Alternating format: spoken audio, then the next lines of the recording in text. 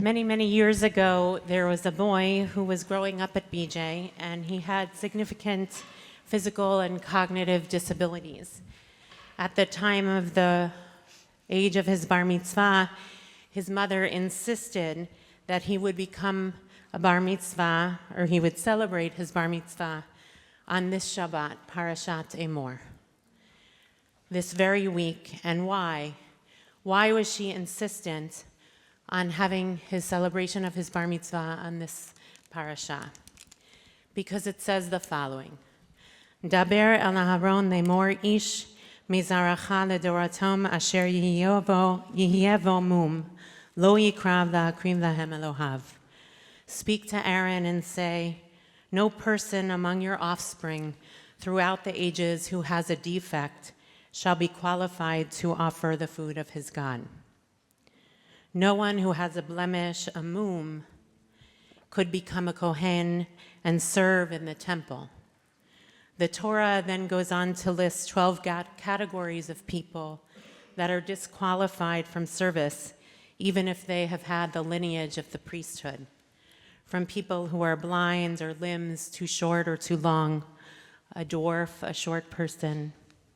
This mother was determined to hold up the divinity of her son in the midst of what she experienced, rightly so, as a diminishment, as a disenfranchisement, as an erasure of the beauty of her son for participation in religious life.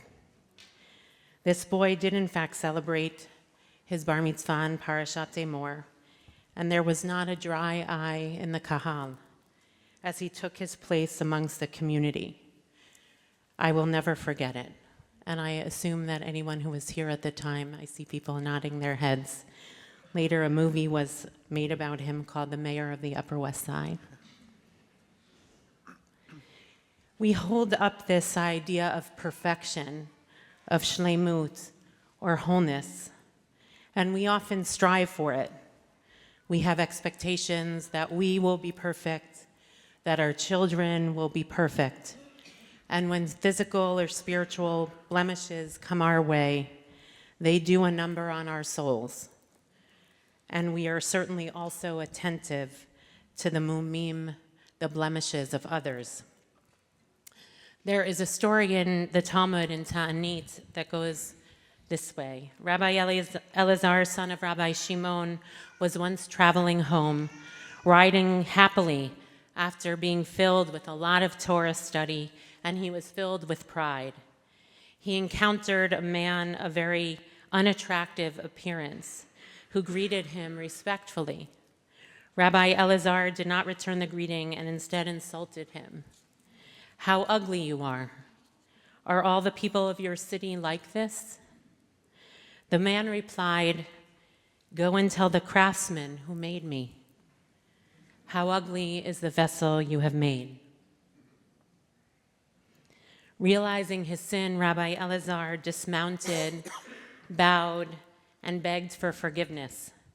But the man refused until he would address his complaints and his forgiveness to God and not to the man.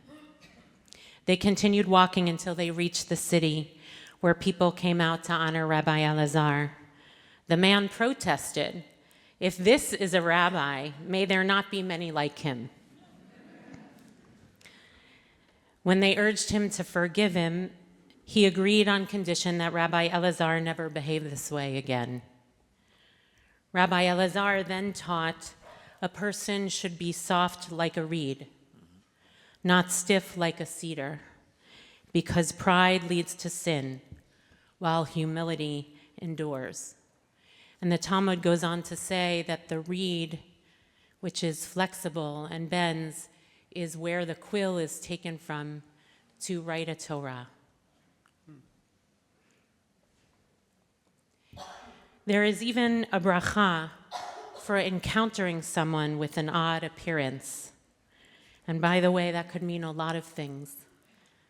Right? When we see someone unfamiliar who has a look that we don't spend a lot of time with, different parts of the world, people look different. Different things manifest from skin color to blemishes to all the ways people walk and talk. The bracha is Baruch atah Adonai Eloheinu melech haolam mishanei et habriot. Blessed are you, Adonai our God, creator of all, who makes creatures varied. Maybe we don't need a perfect world. Maybe we need a world in which we can appreciate the totality of God's creatures in all our variety, in all our religions, in all our ethnicities, in all our skin color, in all our difference. And that baseline is so hard to achieve in our time.